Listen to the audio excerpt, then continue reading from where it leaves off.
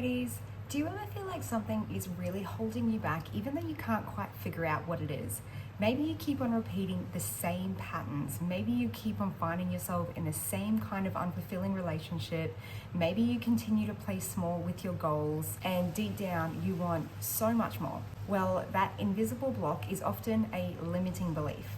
And in this video, I'm going to talk about what limiting beliefs are, how they sneak into our lives, and what you can do about resolving them or changing them. A limiting belief is simply a story that you tell yourself. You could also think of it as a meaning that you've made up about yourself or the world, and they limit your potential. When they're a limiting belief, they limit your potential.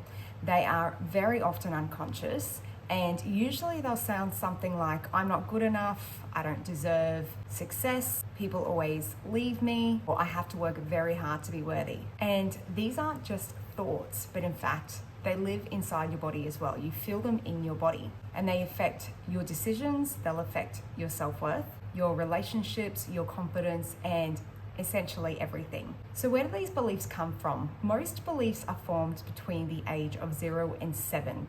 And that's because we're in our theta brainwave state at that time, which is a different frequency, and we're very able to be influenced and very suggestible. So we're absorbing everything without question. So your subconscious mind is open, absorbing everything without a filter. So this could look anything like a teacher constantly telling you that you're not doing good enough or you're not working hard enough, a parent constantly criticizing you when you were just being curious, or feeling ignored, feeling not comforted, or maybe even being compared to others. So we all experience one or more of these things in our lives. And as a result, when we're children, we will make meanings up in our minds unconsciously, such as I'm not lovable or I have to be perfect to be accepted. So this information becomes hardwired, and unless we reprogram it, it will play on loop, quietly dictating the choices that we make in our lives going forward. So here's how they sneak in.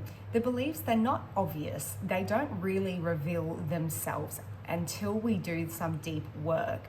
But what they will manifest as are things like overthinking, procrastinating, staying in relationships that don't honor you, and that could be intimate relationships or family and friends, feeling not ready for that thing you want in your life or that goal you have, and maybe also choosing safe over aligned, keeping safe rather than making decisions that are going to take you towards that version of yourself that you really desire to be. And you might just think or say to yourself, that's just how I am and that's just who I am. And that's a bit of like a way to avoid having to do anything about it and excuse the results of your life.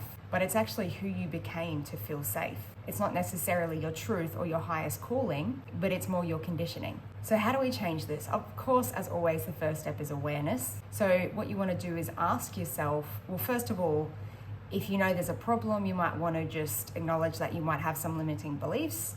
And so you want to try and figure out what they are. And a good question you can ask yourself is, find a problem in your life, a reoccurring problem. It could be in any area of your life, in family, relationships, career, finances, health, and ask yourself, what has to be true about me for this problem to exist? Or another question you can ask yourself is, what kind of person would be in this problem? Something like, if you feel like you're not getting respect from someone, you could ask yourself, what kind of person doesn't deserve respect? And these are really hard questions to ask because they're actually requiring you to discover what you've decided about yourself that is limiting. And that requires a lot of vulnerability. You have to really be ready to face those demons. So once you find the belief, you could then ask yourself, whose belief is this? Because it's not actually yours. You learned this or you were taught it somehow in your life when you were younger. So whose belief is this?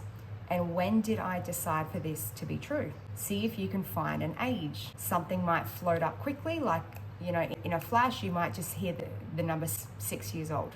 You won't know where it came from, but that's because your subconscious mind isn't thinking. It's just revealed the answer.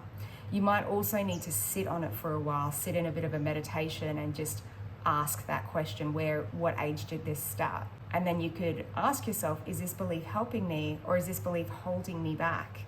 And get real with yourself. because you know what's holding you back, but you need all of you to hear that and to know that so that you can be ready for change. In my coaching, we use really powerful tools and techniques to safely resolve these limiting beliefs, not only removing the unwanted belief, but replacing it with a desired, wanted belief, using tools such as neurotransformational therapy, timeline therapy, parts integration, and other amazing tools that can allow us to trace it back, dissolve the charge, and replace it with beliefs that support your higher self. We are all programmed, but that programming can be changed. If this resonated with you and you are ready to shift what's holding you back, emotionally, mentally, and even physically, check the free resource in the description to start uncovering your own limiting beliefs. And let me know in the comments, what's one limiting belief that you are starting to question today? Don't forget to like, subscribe, and share this with a friend who needs to hear it. And just know that you do deserve a life that is aligned with who you truly are, not who you've been conditioned to be. I'll see you in the next video.